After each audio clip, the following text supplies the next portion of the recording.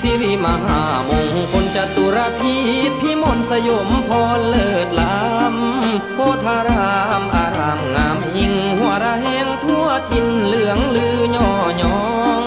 ศรัทธาคารวะหักหอบุญแป้งแยงก็ห่วมใจไฟธรรมขันลองทำยึดเหนี่ยวจิตใจสามัคคีโฮมไทยบ้านเมืองเฮานาปัญญาพัฒนาดีล้วนบ้านท่าใครทั้งมวลสืบแนวสร้างสาวัฒนาปัญญาผ่องแผ้วประเสริฐดีแล้วอัฏฐาจาริยา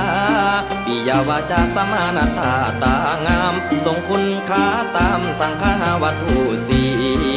น้ำชีดีดาทั้งพ้องเหล่าศรัทธานอบน้อมจอมคุณบุญสี